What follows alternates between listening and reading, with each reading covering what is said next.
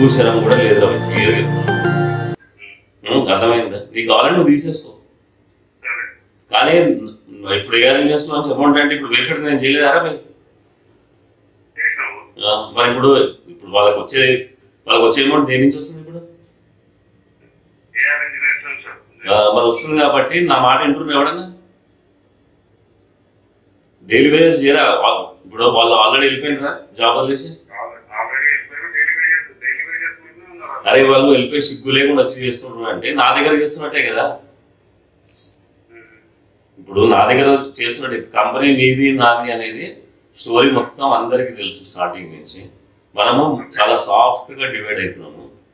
ఆ చూతేగాల గురించి కాంప్లికేషన్ చేసుకోవడం వేస్ట్. మనం చెప్పేసి క్లియర్ కాలకి అరే మీరు మీరు మీరు పర్మనెంట్ ఉండాలంటే నేను కంపెనీ ఓపెన్ చేసుకున్నాక నా దగ్గర ఉంటుంటారు. అప్పటివరకు డైలీ వేస్ ఏమైనా సండేలు అయితే చేద్దామని చెప్తున్నాను. నాకు కావాలంటే సండేల పైసలు చచ్చిపోతున్నాడు సైడ్ దింగించుకుంటున్నా సైడ్లకి వెళ్ళి ఏం రాబే కాదా నువ్వు సేమ్ ఇంట్లో మీ అన్ని ఇట్లానే ఉంటే ఎట్లుంటుంది రా నీకు చెప్పు. అది వేఫిటర్ కోసం నువ్వు వచ్చినావు అప్పుడు కలకట్టాకి కాదు వచ్చినవా నువ్వు కూడా కాదా వేఫిటర్ పైసలు తిన్నావా లేదా నువ్వు? అరే ప్రోడక్ట్ కాదు ప్రోడక్ట్ ఎవరిని నమ్మిచ్చారు నువ్వు? అప్పుడు మరి వచ్చినా హెల్ప్ చేసినావా లేదా?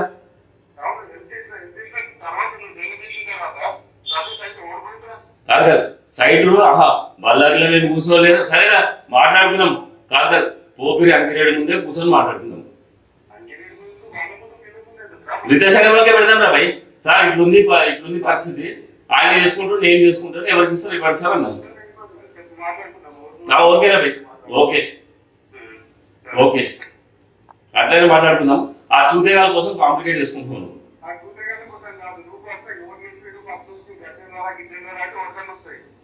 అరే నేను ఇలా సింప్లెక్స్ చేస్తున్నా, ఏమేమి చేస్తున్నా కూడా అన్నీ ఉన్నాయి.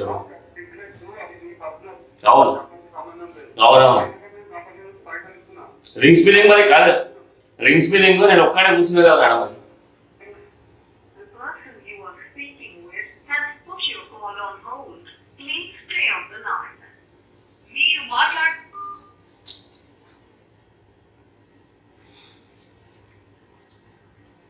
మరి పెద్ద కావాలి రేవలే నువ్వు లాంచ్ చేయకపోతే ఇది ఇంతే చూసావా? అరే వెయిట్ ఎవరిని నమ్మించారు? 10 లక్షలు ఎవరు నమ్మి పెట్టారు? 10 లక్షలు పెడతారా? వీళ్ళు 5 పెడతారా? 10 లక్షలు సిగ్గు లేకుండా ఇల్లు కట్టుకొని పెళ్లి తమ్మలు ఎత్తుకెళ్తుంటే చూస్తున్నావు. చూసావా ఎట్లా మాట్లాడుతున్నాడు?